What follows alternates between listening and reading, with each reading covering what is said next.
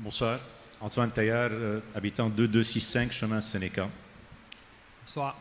Ma question est, maintenant avec l'arrivée de l'école, le début de l'école bientôt, les élèves doivent passer d'un côté à l'autre pour aller à Saint-Clément-Est. Est-ce que, pendant combien de temps ils vont utiliser cette passerelle que moi-même je ne l'utilise pas parce que je la trouve assez dangereuse? Combien de temps ils vont utiliser ça? Et ça, j'ai une suite à cette question concernant le passage Russell. Donc, la passerelle qui appartient à CDPQ Infra, la grande, là, va rester tout aussi longtemps que les travaux au centre de la ville ne seront pas terminés. Donc, ça veut dire la réouverture du pont Cornwall et l'ouverture du nouveau parc, du parc Place Station. Pas idéal, mais bon, on doit vivre avec. Ma question concernant la passerelle Russell. Je comprends qu'il y a 3 millions de dollars qui sont impliqués et bon, on a dû sacrifier un passage que moi j'apprécie énormément. Je voyais les enfants passer avec leur vélo, les parents avec leur poussette. Et là, je comprends qu'on face à quelque chose qui est avec des escaliers. Donc, on va déjà éliminer une possibilité pour les enfants de faire un petit vélo le matin en allant à l'école. Mais ce 3 millions que nous sommes supposés payer, est-ce que vous avez considéré partager certains coûts, étant donné qu'on fait de grands sacrifices pour le REM? Est-ce que vous avez pensé à demander une compensation ou un genre de contribution de la part de la Caisse des Jardins là-dessus? Okay.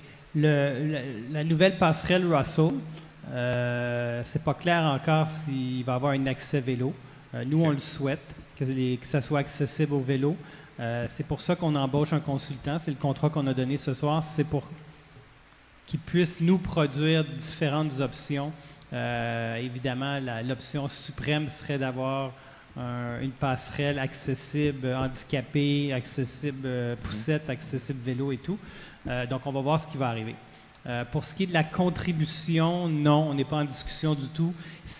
La passerelle actuelle nous appartient et on doit la refaire. C'est 100% à nos coûts.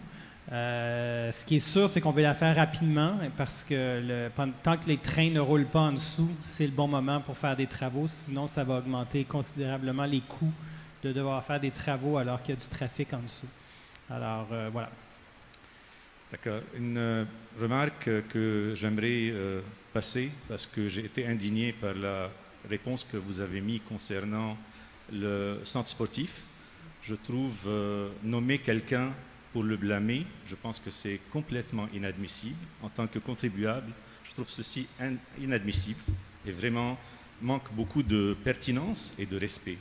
Mais okay. Je pense que le changement est très important, c'est pour ça que nous sommes ravis d'avoir les élections bientôt. Mais je pense que ça a été entièrement mal placé de blâmer une situation défaitiste sur quelqu'un.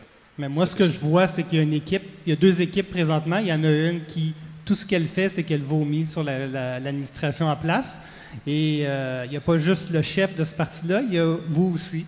Alors, j'ai le droit de me permettre de remettre les pendules à l'heure. Je trouve que vos mots sont très mal placés. Vomir, ce n'est pas un mot qu'un contribuable apprécie d'un élu qui le représente. Je ne pense pas que ça nous représente, ce genre de paroles qui sont très mal placées. Okay, je vous entends, mais je trouve que c'est des paroles appropriées quand même. Mais ça parle de vous-même, ça ne parle pas d'autre chose. Merci, bonne chance.